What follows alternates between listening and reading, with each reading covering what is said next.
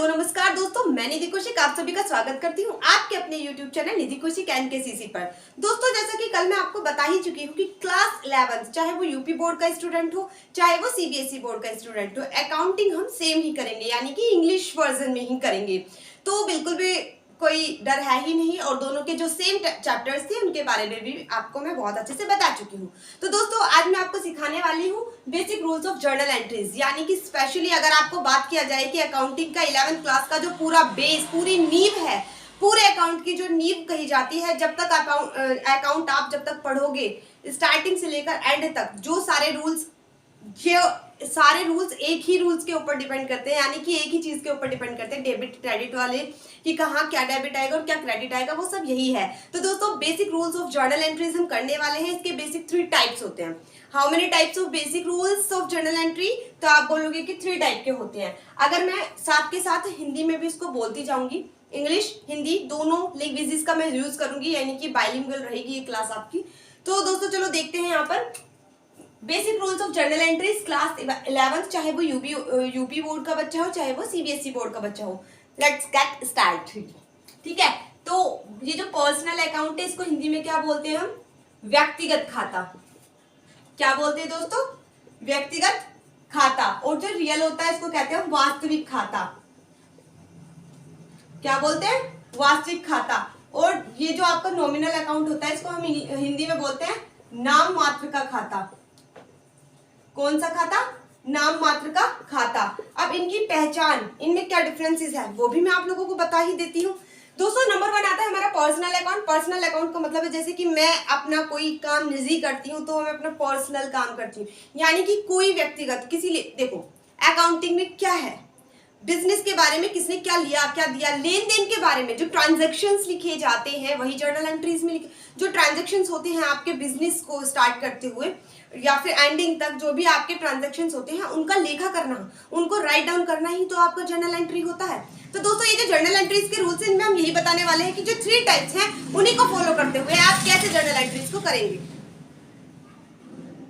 तो दोस्तों, आपकी जो ये जर्नल एंट्रीज हैं, तो जो आपके लेकर स्टार्टिंग से बिजनेस के और अंत तक जो भी आपके ट्रांजैक्शंस हुए होते हैं, लेन देन हुए होते हैं, उनको किस तरीके से लिखते हैं? तो लिखते तो सारे लेन देन ही है, होते भी सारे लेन देन है, लेकिन होता क्या है, हमें ये देखना होता है उन लेन देन को हमने 3 कैटेगरीज में डिवाइड कर दिया। कितनी कैटेगरीज में डिवाइड कर दिया? 3 कैटेगरीज में डिवाइड कर दिया। कौन कौन से? ताकि हमें याद करने में आसानी रहे कि what is debit and what is credit. ठीक है ना? तो उस वजह से हमने इसको 3 कैटेगरी में डिवाइड कर दिया। किसको? ट्रांजैक्शंस को। तो हमने वो 3 जो कैटेगरीज है उसकी वो क्या है? एक तो पर्सनल अकाउंट है जिसको हम कहते हैं व्यक्तिगत खाता, यानी कि एक व्यक्ति दूसरे व्यक्ति से जब लेन देन करता है, एक व्यक्ति दूसरे वन पर्सन किसी अनदर पर्सन से ट्रांजेक्शन करता है, एक व्यक्ति उसमें ले रहा होगा कोई वस्तु तो दूसरा व्यक्ति कोई दे रहा होगा, तो जो सिर्फ व्यक्तियों के बीच में जो लेन देन होता है उसको कहते हैं पर्सनल अकाउंट। तो अगर मैं कहूँ आपसे, अगर मैं आपसे ये कहने लगूं कि व्हाट इज कम्स, मतलब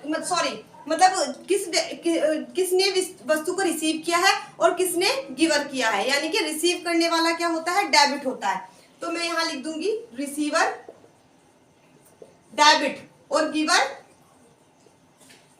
क्रेडिट, यानी कि जो वस्तु को, जो कोई चीज है, वस्तु है, उसको प्राप्त करता है वो होता है डेबिट, और जो वस्तु देने वाला व्यक्ति होता है वो पर्सन हो जाता है आपका क्रेडिट। ये हो गया आपका पर्सनल में। अगर मैं आ जाती हूँ रियल अकाउंट्स पे, ठीक है, तो रियल अकाउंट्स पे क्या होता है? वास्तविक खाता, यानी कि कुछ ऐसी एसेट्स होती हैं जो हमारे बिजनेस के दौरान लाई जाती है, लाइक फर्नीचर में जैसे कि आपके सोफा सेट हो गए या फिर आपकी कोई अलमीरा वगैरह हो गई, तो वो आते हैं आपके रियल अकाउंट के अंतर्गत आते हैं, यानी कि रियल अकाउंट में काउंट किए जाते हैं। यदि आपके बिजनेस के अंदर कोई फर्नीचर आता है, कोई एसेट्स आती है, कम इन हो रही है, तो वो होती है डेबिट। कोई भी एसेट्स आपकी क्या हो रही है?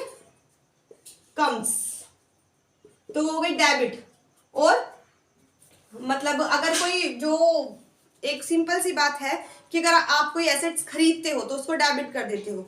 अगर आप कोई जो चीज है, मतलब एसेट्स आ रही है तो डेबिट और जा रही है तो गो आउट हो रही है तो क्या हो जाएगा उसका? वो हो जाएगा क्रेडिट। ठीक है ना?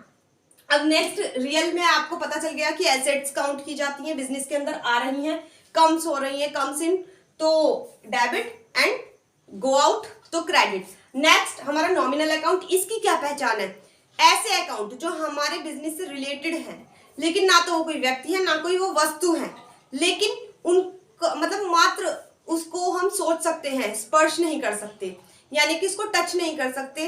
कुछ ऐसी चीजें हैं जैसे कि लाभ हुआ, हम अकाउंट्स में ये पता लगा सकते हैं कि अच्छा ये खरीदा, ये बेचा और इससे हमें इतना प्रॉफिट हुआ।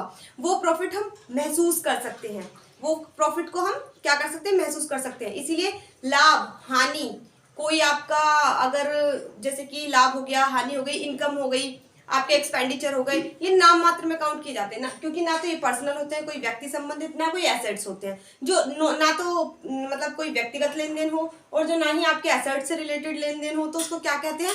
उसको कहते हैं आपके नाम मात्र के खाते। ठीक है, तो इसमें क्या, जितने भी आपके प्रॉफिट एंड इनकम,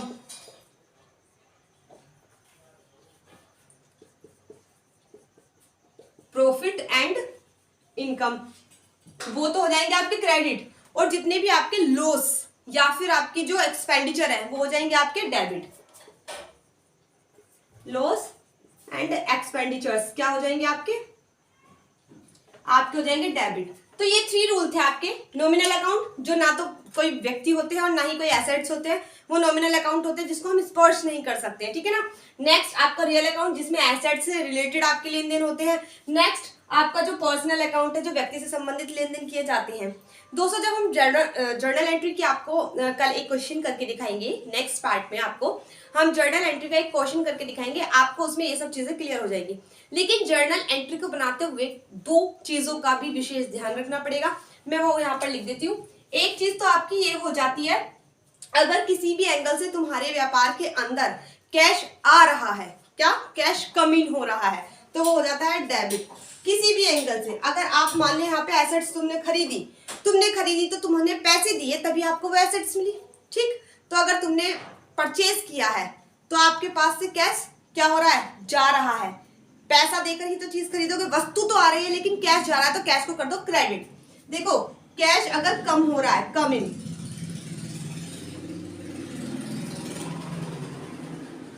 ठीक है, तो क्या आपका अगर कैश आ रहा है, अगर तुमने कोई वस्तु खरीदी है तो आपकी तरफ से कैश जा रहा है क्योंकि आपने पैसे दिए, वस्तु ली, तो अगर कैश जा रहा है तो उसको कर दोगे आप क्रेडिट। लेकिन अगर आपको क्या करता है, आपने कुछ सेल करने से पैसा आ रहा है, आपने मान लिया अपनी कार सेल कर दी, तो उससे आपको कैश कम इन हो रहा है, तो जो कैश आ रहा है उसको कर देंगे आप डेबिट। तो अगर कोई कैश आ रहा है तो डेबिट और जा रहा है तो क्रेडिट। ये क्लियर हो गया, एक रूल तो ये हो गया आपका। और एक रूल और आता है, अगर आप जर्नल एंट्री बनाते हो और आपके क्वेश्चन के अंदर ये कह दिया जाए कि आपको 500 मान लिया आपका कोई कपड़े से रिलेटेड बिजनेस है, ठीक है, तो कह दिया जाए कि 500 साड़ी का ऑर्डर दिया गया, तो क्या आप उसे जर्नल एंट्री में काउंट करोगे? उस ट्रांजेक्शन का क्या लेन देन को लिखोगे क्या जर्नल एंट्रीज में? नो, जर्नल एंट्रीज के अंदर वही काउंट किया जाएगा जो ट्रांजैक्शन रियली हुआ है, यानी कि या तो उधार हुआ होगा या वो नगद हुआ होगा, लेकिन ऑर्डर करा हुआ हम ट्रांजैक्शन नहीं करेंगे। मान लिया ऑर्डर के समय लिख लिया और जब वो उसने खरीदा तो तब भी हमने लिख लिया, तो हमारा अकाउंट इससे डबल हो जाएगा। तो इसीलिए हम ऑर्डर करने वाली एंट्री नहीं बनाते। तो ऑर्डर करी हुई चीज की एंट्री, ऑर्डर की एंट्री नहीं बनाते। ठीक है, तो ये आज आपके जर्नल एंट्री के कुछ बेसिक रूल्स थे जो मैंने थोड़ा सा आपको समझाने की कोशिश की है। इससे रिलेटेड क्वेश्चन मैं कल आपको नेक्स्ट पार्ट में करके दिखा दूंगी, एक इंग्लिश का और एक हिंदी का। वैसे हिंदी का भी करूंगी तो भी इंग्लिश में ही करूंगी, इंग्लिश का करूंगी तो भी इंग्लिश में। तो मैं एक काम करती हूँ, या तो हिंदी का क्वेश्चन ले लेती हूँ या इंग्लिश का क्वेश्चन ले लेती हूँ, उसे लैंग्वेज दोनों में बोल दूंगी। अगर मैं इंग्लिश का क्वेश्चन करूंगी तो उसको हिंदी लैंग्वेज में कन्वर्ट कर दूंगी, क्वेश्चन तो मैं इंग्लिश में ही करूंगी, हिंदी में नहीं करूंगी। तो किसी भी सीबीएसई यूपी बोर्ड के बच्चे को कोई प्रॉब्लम होने वाली है नहीं। नेक्स्ट पार्ट में हम इसका क्वेश्चन जरूर करेंगे। अगर आपको ये वीडियो अच्छी लगी हो तो आप लाइक, शेयर एंड सब्सक्राइब कर सकते हैं।